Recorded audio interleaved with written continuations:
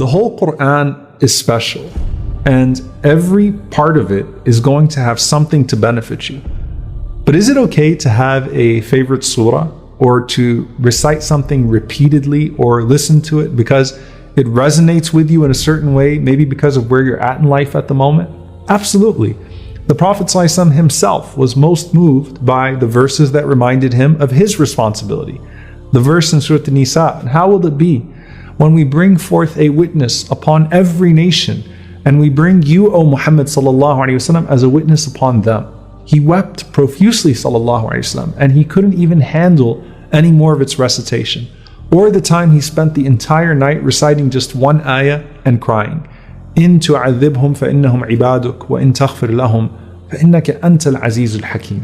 If you punish them, O Allah, they are your slaves, but if you forgive them, verily you alone are the Almighty and the All-Wise. And he was asked ﷺ about a man who used to recite Surah Al-Ikhlas at the end of his recitation in every single prayer. And when he asked the companions to ask the man why he recites Qul Huwallahu Ahad so frequently, the man responded, he said, because it's Sifatul Rahman, wa ana uhibbu an aqra'a biha, because it's a description of the most merciful. And I love to read the description of the most merciful. So the Prophet ﷺ said, go back and tell that man that Allah loves him because of his love for that surah.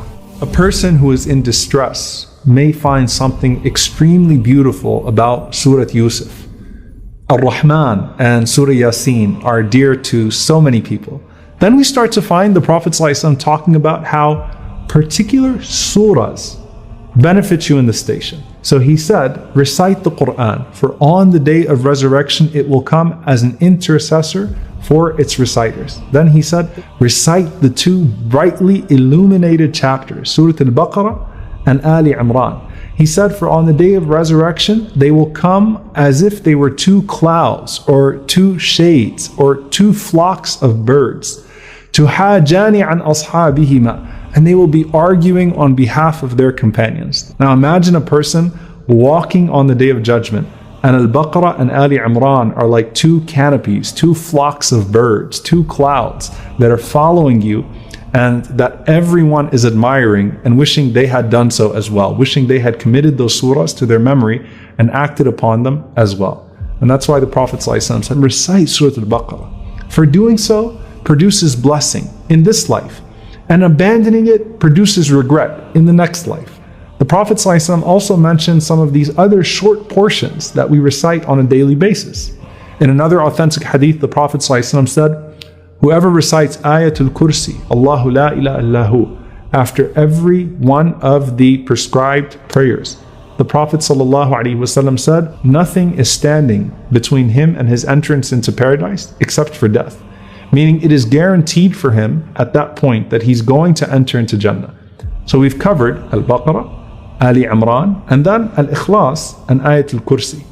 Now there is one more companion, and this is what the scholars say is the persistent intercessor. And it is known as the surah that is Al-Mani'ah, the preventer, and it's also Al-Munjiyah, the rescuer. And that is Surah Al-Mulk. The surah that the Prophet ﷺ said that the one who recites it every night will be protected from the punishment of the grave. And some of the scholars said it prevents one from doing the deeds that warrant the punishment of the grave. And its virtue and its recitation itself prevents the punishment of the grave. It is such a beautiful and powerful surah. So much so that the Prophet ﷺ said in another narration that there are 30 verses, one surah in the Quran, that will show up on the day of judgment. 30 verses, and will intercede on behalf of its companion. One narration he said, خَاصَمَتْ لِصَاحِبِهَا. It will continue to argue on behalf of its companion حَتَّى يُغْفَرَ لَهُ, until that person is certainly forgiven by Allah subhanahu wa ta'ala. And so this Quran, as much as it is shifa, it's a healing in this life, it's so much more for you in the next. And from the moment you enter your grave to the moment of your entrance into paradise, all it keeps on bringing is elevation, and that too is true of the life that we live in now.